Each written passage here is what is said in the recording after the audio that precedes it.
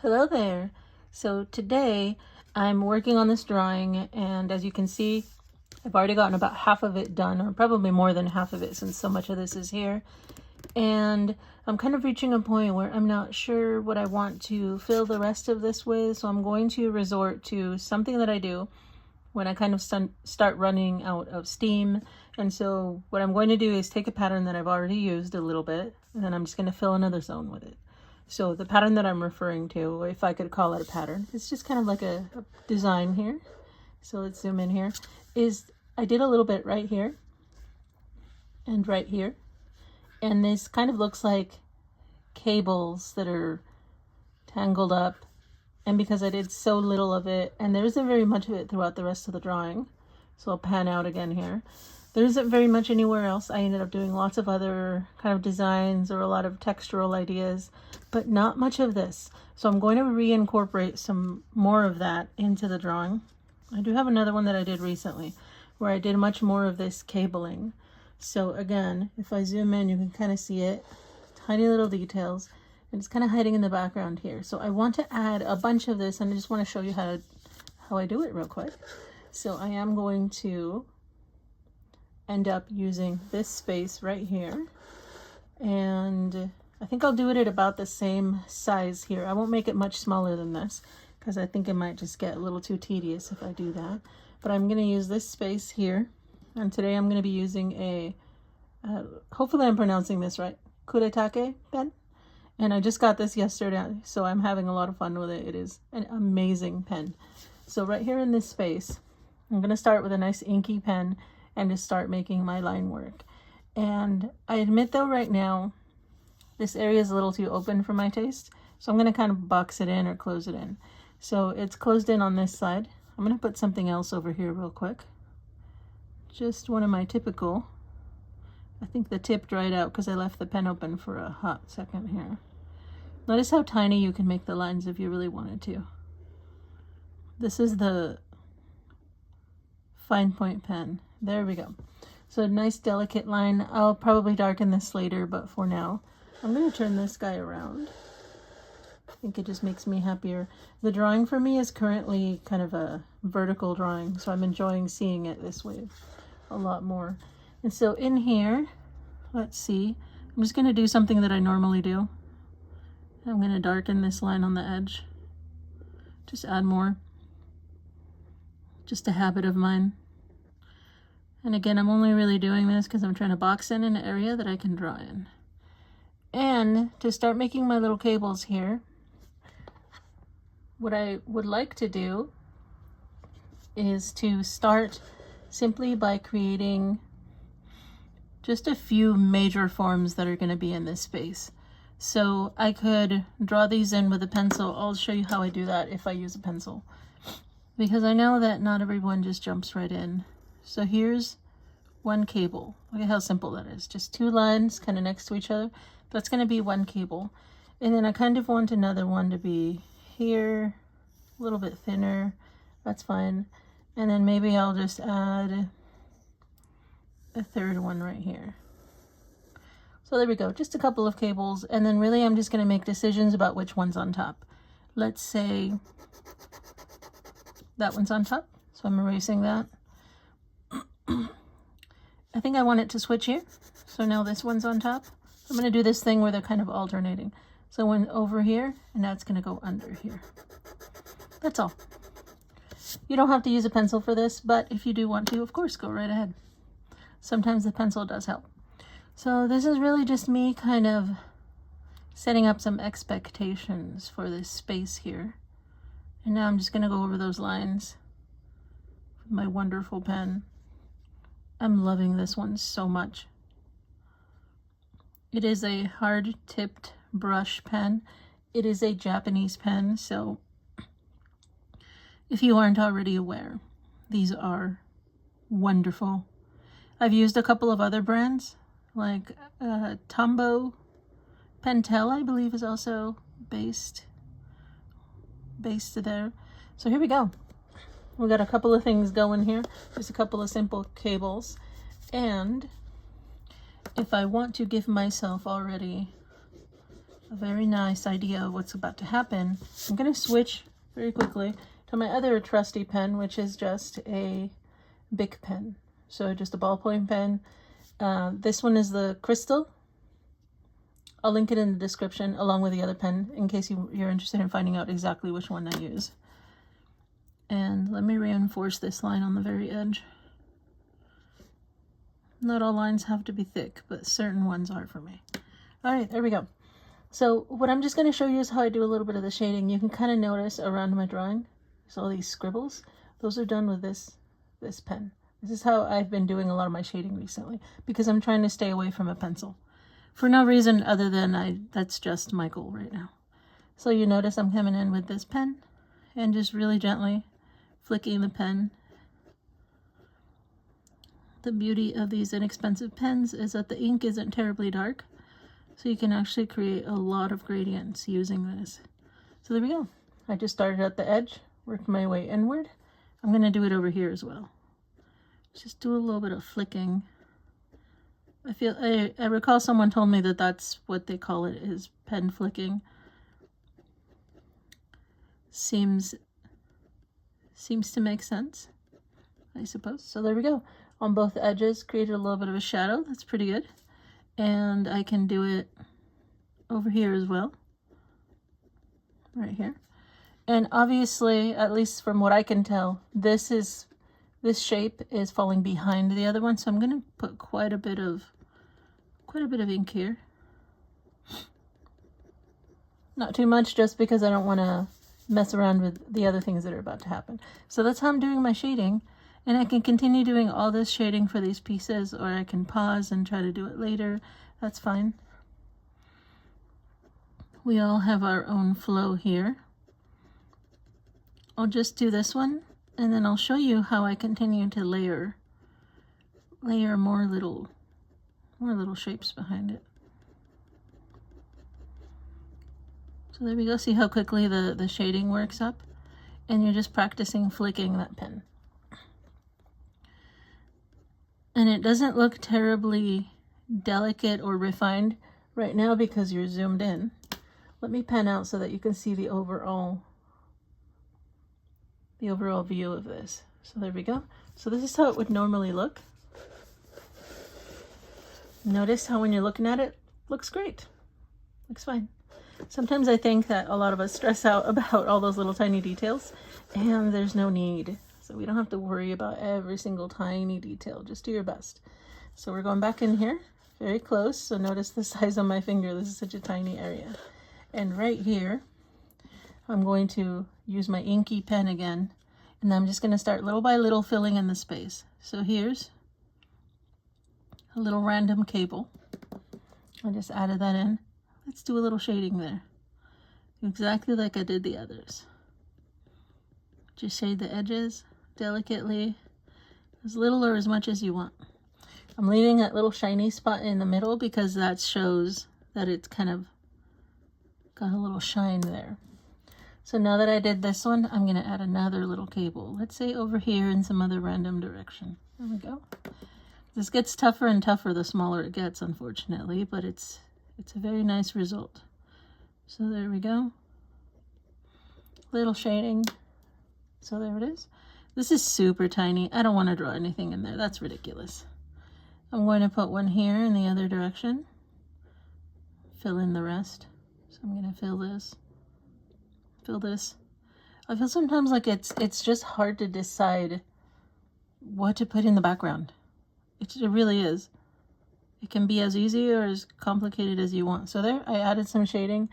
I'm trying to make sure it's a little darker because this is way in there. This is way in the background. So to me, it's kind of vanishing into the shadows.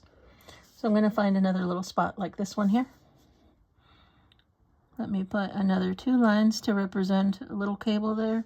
And then I'm going to fill in these leftovers. That's good stuff.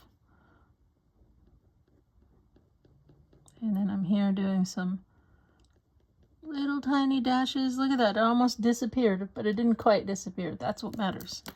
Almost, but not quite. So here we are. Which one can we try next? Let's try this little triangle. I'm going to put just these 2 lines. There's 1 and 2. It's pretty tight in there. And then I just filled in the leftovers. Now let's use this guy to put just a few little lines. And it's really tough when I'm in there like that, trying to kind of control the exact positioning. There we go. I think that's a little better.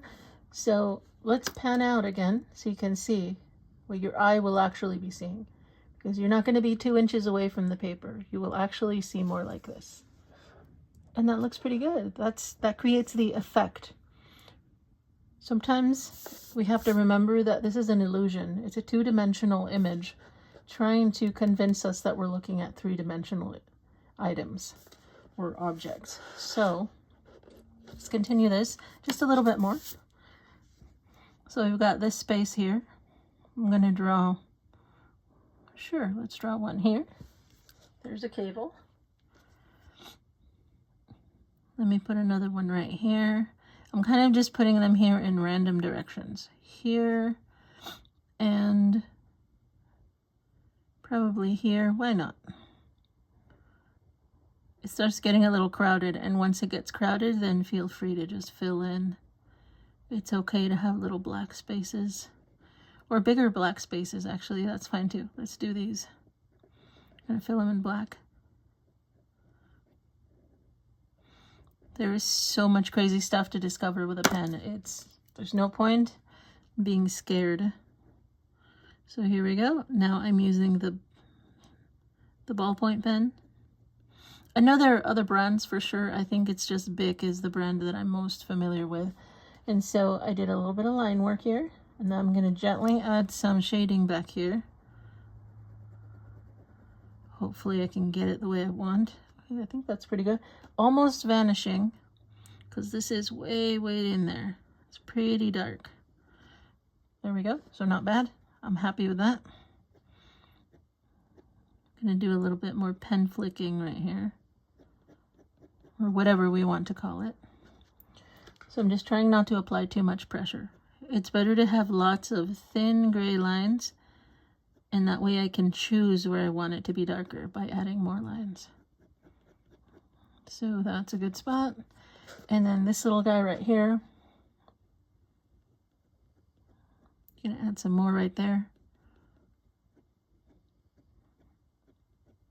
And I'm pretty happy with that. So again, up close looks kind of messy, but that's good. Not too messy, actually.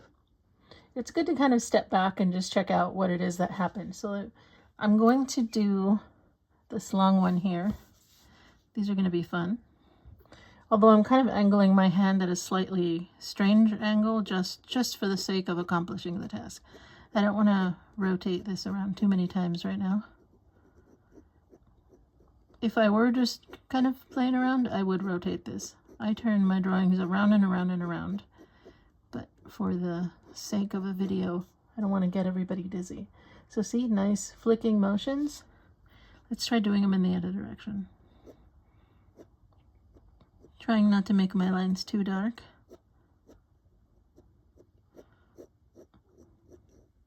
And this could take some practice. Maybe not. Depends on how steady your hand is. And practice can make your hand steadier too. So if you're not there yet, don't worry about it. Just keep working at it. Okay, so I'm pretty happy with that. That's good. I think I'm going to fill in this triangle here. I'm happy leaving it like that. So notice it's getting very interesting. There's a lot of stuff going on there. I'm going to add a few more and just really quickly kind of fill in that space. Okay, so how about here? This is good. I'm kind of just reinforcing some of these lines. I tend to do that while I'm thinking, I think, therefore I think. So right here, I think I want to put it here at an angle to those. I'm going to go ahead and put a few of them in there. This one, and then little one this way, and I'll fill this in.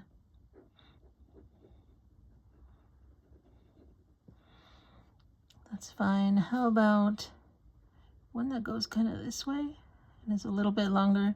It does get a bit tedious having to make all of them super tiny. So I'm going to make a few here that are a little larger compared to the others. Take up a little more space. And I'm just going to go ahead and add a couple here. Why not? I can do that now. So there's that one.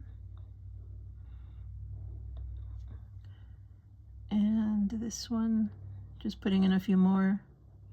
Why not? Why stop now? I'm already here. So there's that. What's a good angle? I don't want to be right next to that one. Sometimes I just feel like if it's too formulaic, it's not going to look too good. I guess I'll try putting it this way.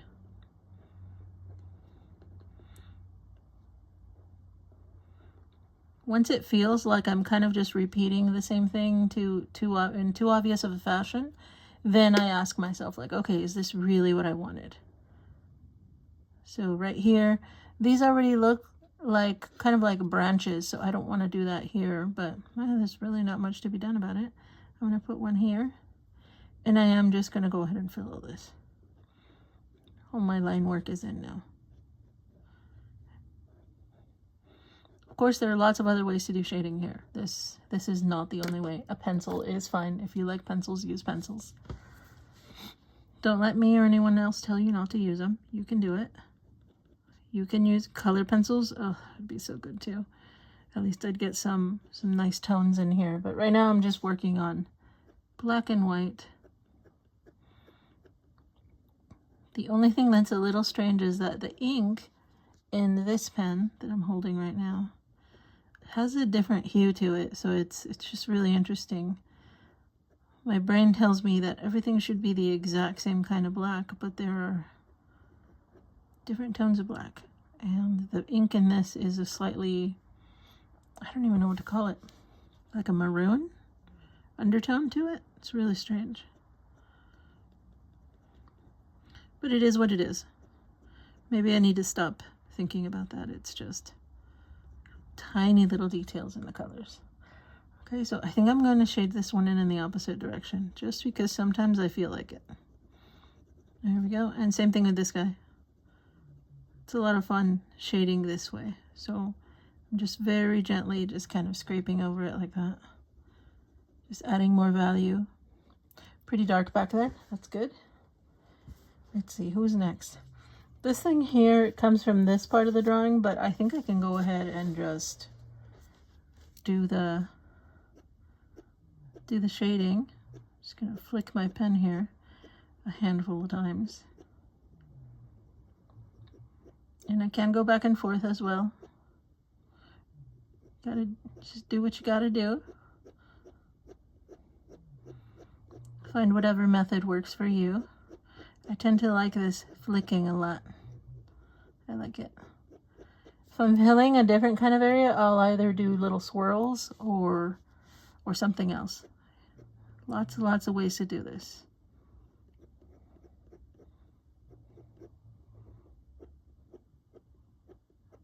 Okay, so I'm just going to keep flicking this one. That's good. I've got these two guys left right here, so we're just about done with this space. I'll probably still add a little more kind of to another space, just because I want it to fill more. Fill a little more of the drawing. Okay, last one. At least last one right here before, and then I just do this one to kind of close it off. And then later I can decide if I want to add more or what I want to do with it, but this is a good way to fill some space. All this kind of entanglement, all these cables, kind of electrical cables, reminds me of the back of the desk where the computer is plugged in and the fan is plugged in and chargers and everything. Just this big piley mess. This big mess. I like it. It's chaotic. It's very nice. There we go. I suppose if you were thinking of it differently, it's almost like a bunch of yarn. Just everywhere. So there we go. These are all these little cable-y bits. I can keep going. I probably will keep going out to the edge and maybe even add a little bit more over here once I decide on what kind of designs I want to put in here. So yeah, I hope that you give this a try. or something similar. It is a lot of fun. Keep your hands busy, keep your heart happy, and keep drawing. So thank you so much for visiting today. So thank you so much for watching. If you're interested in checking out some of these pens that I used, I will link them in the description. That always helps me out so that I can get just a tiny commission from sales of these. And so I do definitely recommend them. You know where to get your Bic ballpoint pens. I'll tell you which ones I use. And this is a Kuretake pen, specifically the Furegokchi. So thank you so much. I'm going to keep drawing for a little while and then probably fall asleep because this is what I do every day. I hope you have a great one, and I will see you again soon.